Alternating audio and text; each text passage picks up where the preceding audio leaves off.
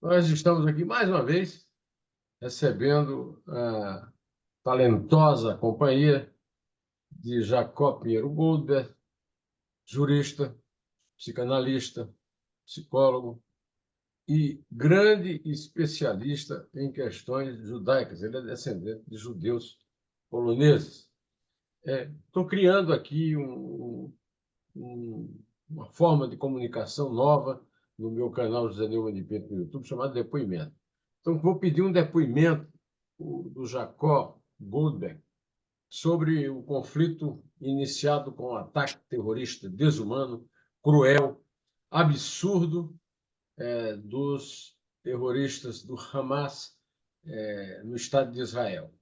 Esse é o primeiro programa de uma série, não tem nada assim, digamos, marcado em dias da semana e tal, mas vai se chamar Depoimento do Jacó Goldberg. Então, Jacó, vamos em frente. Jacó, qual é a grande novidade desse conflito iniciado pelo ato terrorista bárbaro, desumano, do Hamas, num show musical em Israel e que até hoje mobiliza o mundo inteiro? Será o quê? O petróleo, a economia? O que é, Jacó? Bom, em primeiro lugar, Neumann, eu queria dizer para você o seguinte: talvez eu vá surpreender com a minha afirmação.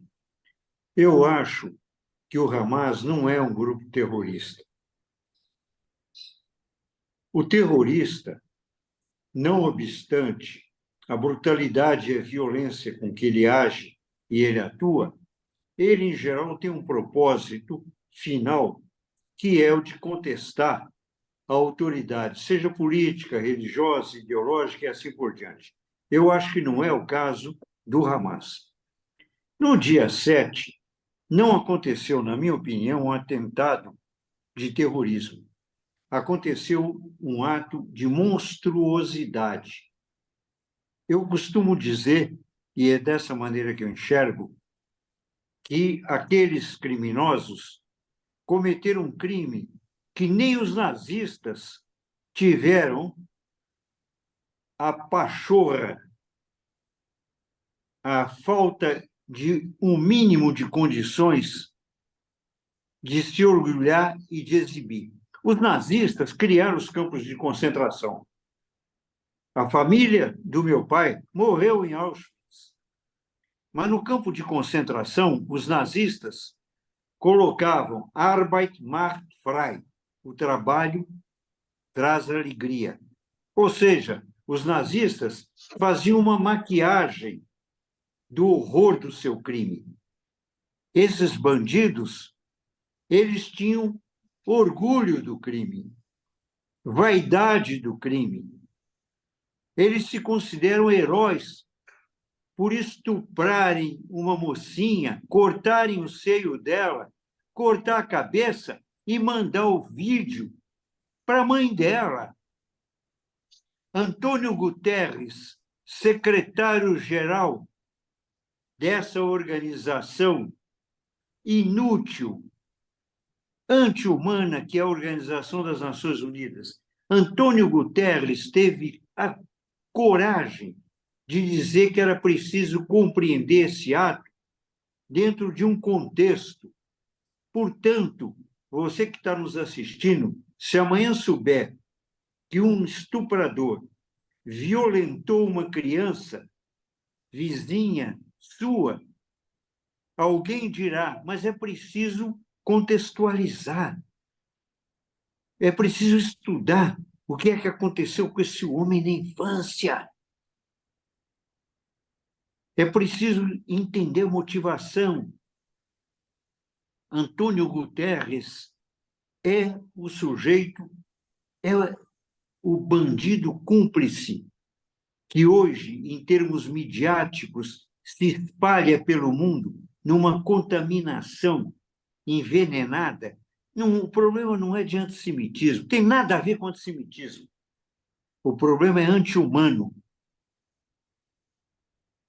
Eu me lembro que, há alguns anos atrás, passou um filme, A Paixão de Cristo. Eu escrevi um artigo para a Folha de São Paulo, no qual eu defendi a tese que o filme não era só antissemita, era anticristão, porque não respeitava a imagem e figura de Jesus. É o que aconteceu agora. Aquela violência não foi contra judeu, não foi contra Israel, foi contra a humanidade. Aquilo que o ser humano tem de mais profundo. A história da civilização não conhece nenhum precedente dessa natureza. Nenhum. Nos anais da criminologia você não encontra nada parecido. Acontece, Neumann, que isso desencadeou pelo mundo afora, na minha opinião, duas ondas muito interessantes sob o ponto de vista de psicologia de massa. De um lado, judeófobos. Eu não gosto da expressão antissemita, porque antissemita é o sujeito que não gosta de alguém que teria origem numa raça semítica, o que é uma asneira cientificamente. Quem detesta e odeia judeu é judeófobo. Tem judeofobia. É uma doença. Muito bem. Desencadeou. Então, tem muita gente que diz: porque a contra-reação de Israel provocou. Mentira.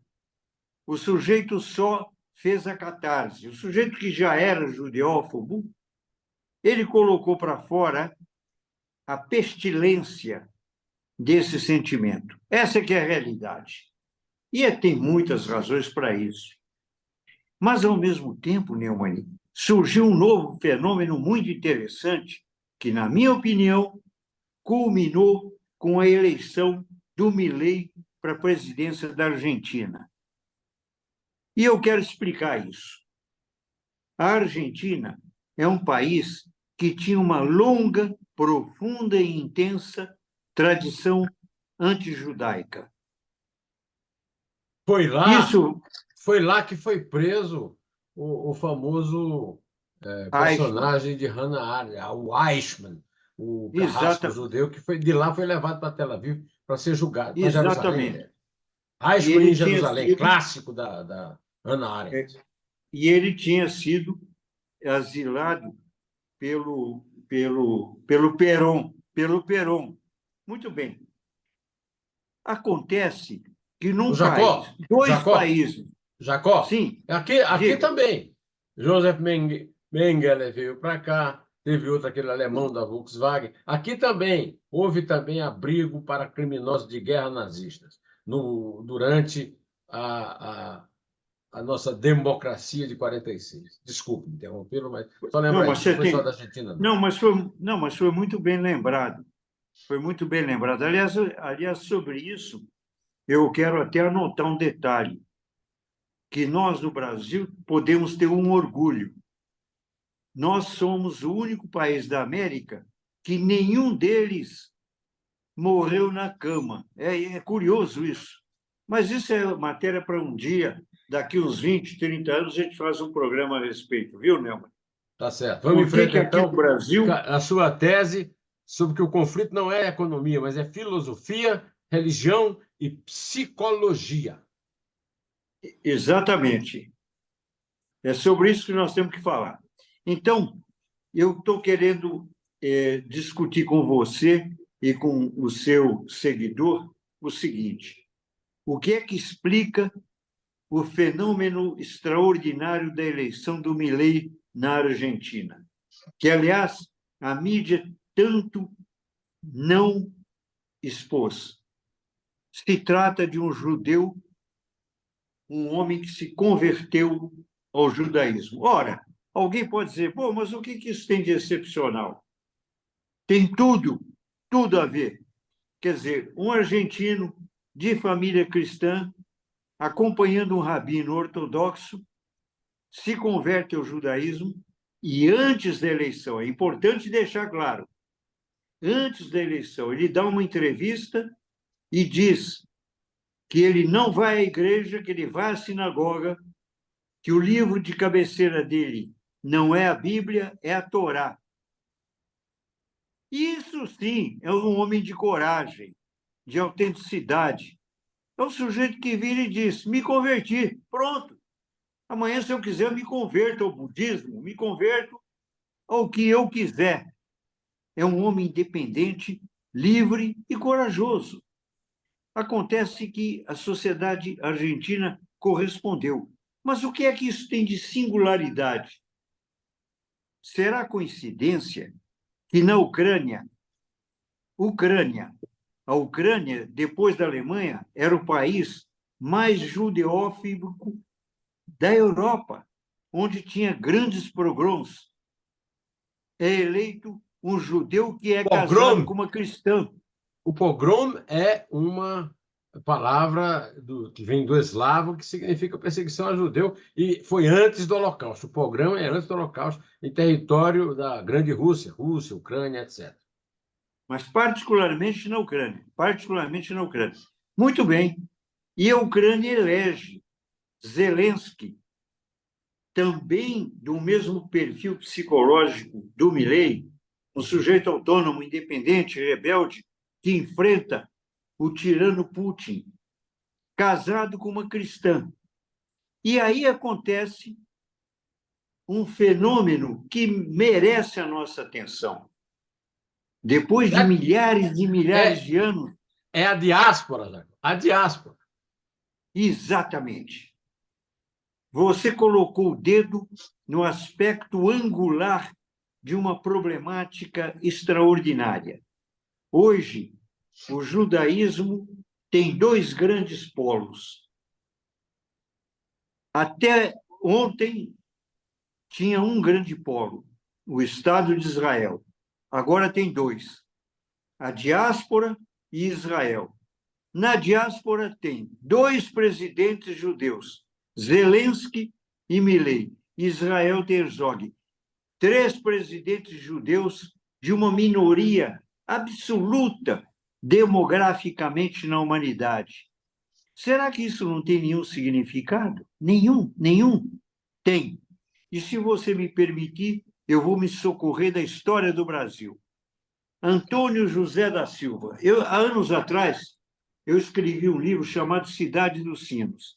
E aqui eu cito o grande dramaturgo brasileiro, tão esquecido.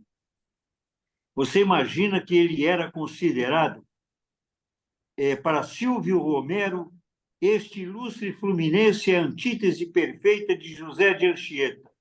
Ele foi expressão do povo contra a aristocracia inchada e fofa.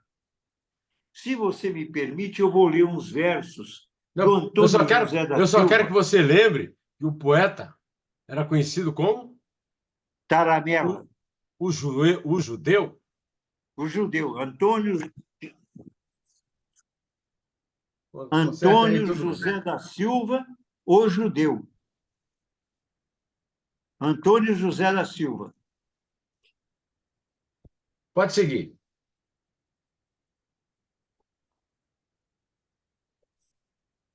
Acho que caiu, Flávio. Aí, vamos entrar de novo. Vamos lá. Aliás, só por curiosidade, falando em Antônio José da Silva, o judeu, nós sabemos quantos sobrenomes de cristãos novos existem no Brasil. E até por coincidência temos um outro Silva, também muito conhecido, né? Tem um outro Silva aí que também carrega esse sobrenome. É bom que ele preste atenção. E o Pinto aqui, que é da diáspora? E o Pinto aqui, que é da diáspora? Desculpe, não entendi.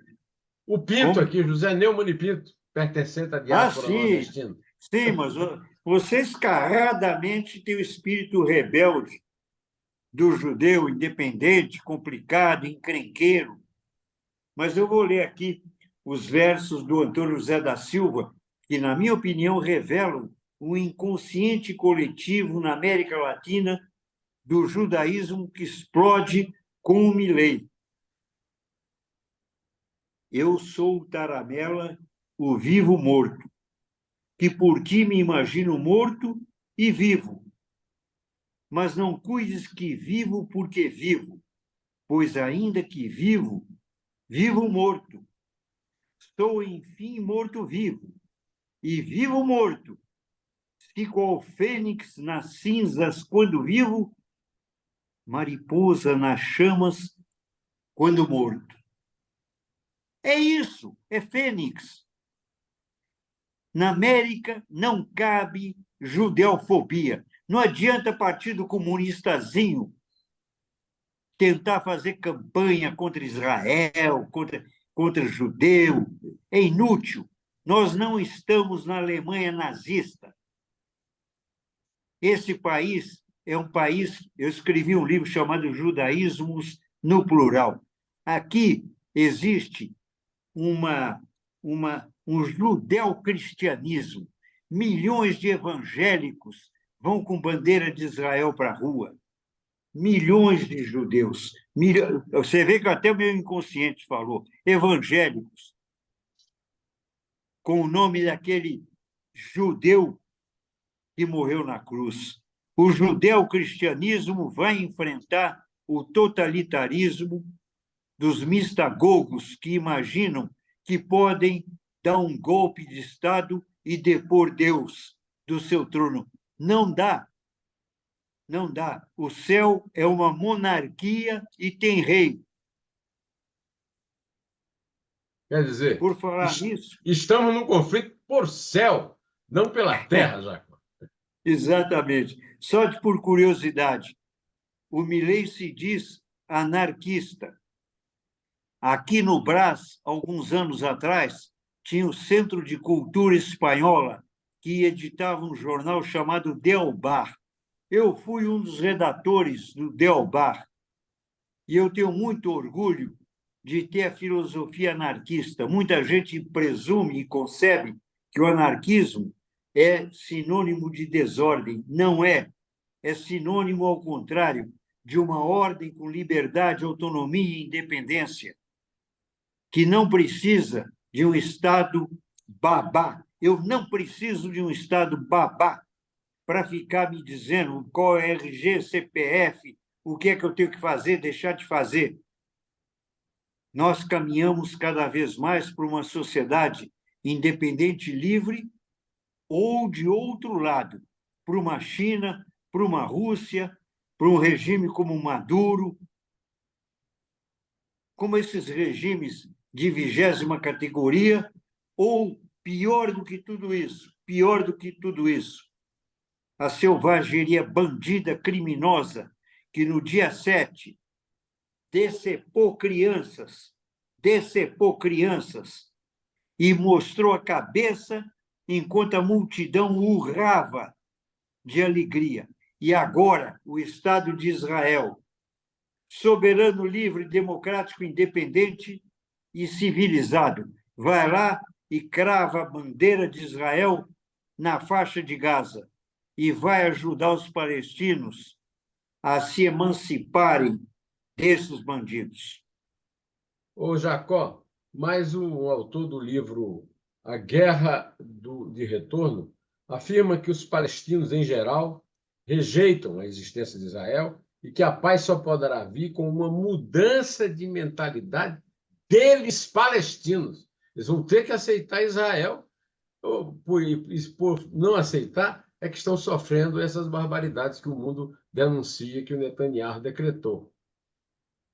A psicanálise diz o seguinte: o indivíduo adulto é aquele que sabe lidar com frustração. Os palestinos vão ter que lidar com uma frustração. Eles não conseguiram erigir um Estado. Não é obrigação do israelense dar de presente um Estado para eles. Singapura conseguiu construir um Estado. O desafio palestino, e eu sou um sujeito extremamente simpático à cultura árabe. Khalil Gibran é meu poeta de devoção. Meu pai, quando foi para Juiz de Fora, imigrante, o melhor amigo dele era o Nicolau Arbex, que era um irmão dele, sírio-libanês. Eu tenho certeza que vai chegar o dia que os palestinos vão construir seu Estado e vão criar uma confederação no Oriente Médio, uma grande potência ao lado do Estado de Israel e vivendo de maneira harmoniosa.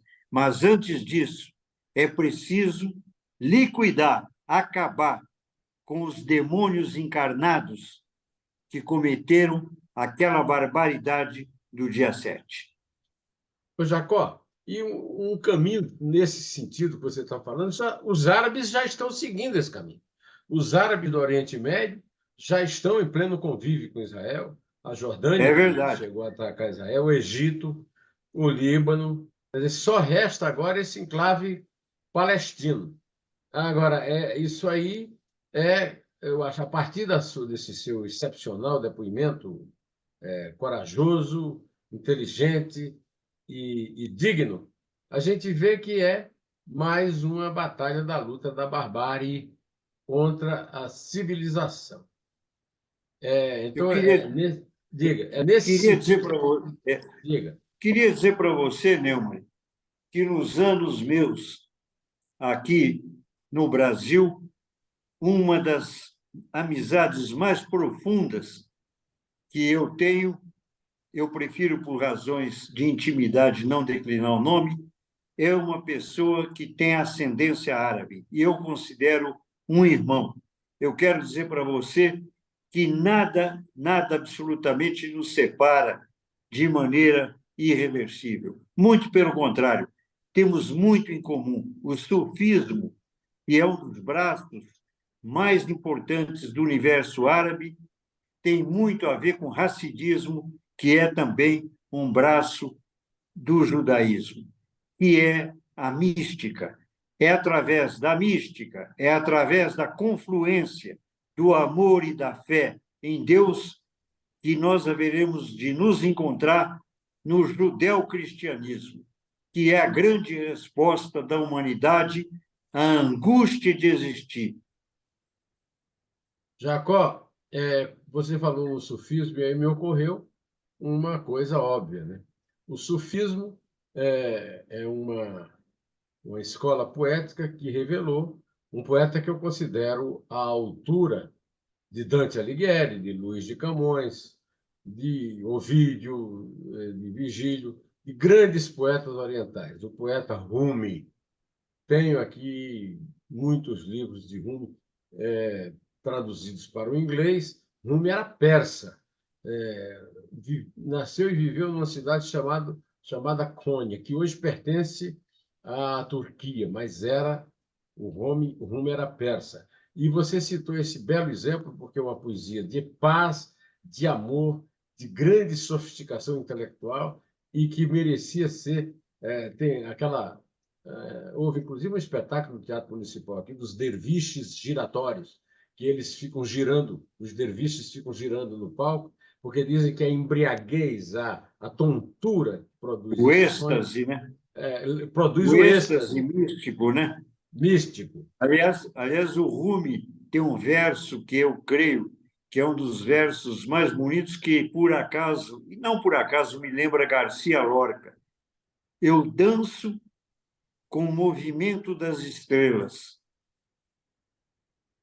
Veja o sentido profundamente esotérico e exotérico desse verso extraordinário de uma poética árabe, que, por sinal, lembra aquelas histórias incríveis de Sherazade. E falando em Sherazade, eu não posso deixar de lembrar, fazendo a última homenagem à Argentina, Jorge Luiz Borges, quando disse que o livro clássico não é traduzido como As Mil e Uma Noites, mas sim Mil Noites e Mais Uma.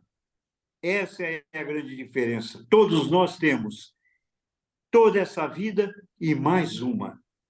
E nessa outra vida, todos nós teremos a fraternidade de ser filhos do único Deus, cujo nome pode ser Hashem, Jeová, Jesus, seja qual for o nome que a gente empresta, mas é aquele que nos promete que nós não somos só corporeidade, nós não somos só 70 quilos de carne, osso, tendão e estômago e sexo. Não somos. Não queira o totalitarismo nos reduzir a isto. Nós somos muito mais. Nós somos uma alma. E essa alma transcende qualquer diferença. Ô, Jacó, você falou aqui num trio de ferro, né?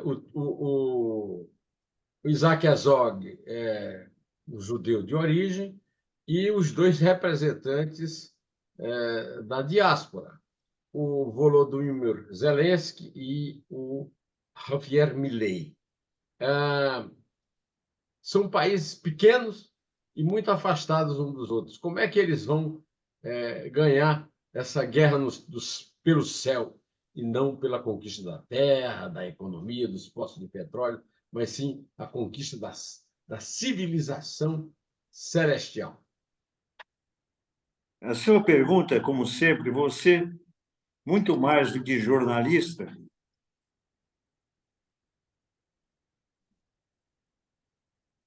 muito mais do que jornalista, você é um poeta. E como poeta, você sabe que o mundo foi criado através da palavra, que o mundo acontece através da narrativa, da história, que os nossos significados só têm poder desde que a gente empreste a eles dignidade. Canhão, tanque, economia, petróleo, tudo isso tem uma importância secundária. Nada é mais forte no mundo do que um sorriso da mulher amada. Nada é mais forte do mundo do que a fragilidade. Major, grande Jacó. Jacó, você teria mais alguma coisa que você gostaria de falar ainda que faltou nós comentarmos aqui? Ainda temos um tempinho aqui. Se você tiver, se você não tiver, podemos encerrar. Eu teria, sim, Diga, Jacó. mais alguma coisa para dizer, José Neumann e Pinto, mas Seu admirador, feliz ou infeliz. seu admirador e seu colega de diáspora. Muito bom, eu sei disso. Eu sei disso, meu amigo querido de infância. Não precisávamos jogar futebol junto. Você na Paraíba e eu em Juiz de Fora para saber que nossas almas estavam em comum. Eu teria alguma coisa sim a dizer, mas devo te confessar, sou covarde e não vou dizer. Que o seu seguidor adivinhe o que é que eu estou pensando. Até a próxima vez, querido. Até o próximo depoimento, então, Jacó. Muito Até obrigado a pela próxima. oportunidade de dividir com você a sua plena sabedoria e a sua coragem, o seu discernimento, a sua capacidade de explicar coisas tão complexas de forma tão simples. Muito obrigado à ajuda do Flávio, seu filho, que, como sempre, nos presenteia com os seus conhecimentos que nós dois, nos quais nós dois somos muito fracos, da tecnologia aqui da comunicação. José Neumann e Pinto, então, se eu tenho alguma coisa para acrescentar e você me permite, é dizer para você que se não fosse o Flávio Goldberg, eu não estaria hoje vivo aqui. Muito obrigado, Zé. Muito obrigado a você, ao Flávio e a todo o clã Pinheiro Goldberg. Muito Jacó. obrigado. Um beijo para a sua família, que Isso aí. Estamos é todos, isso. nos sentimos todos aqui devidamente beijados.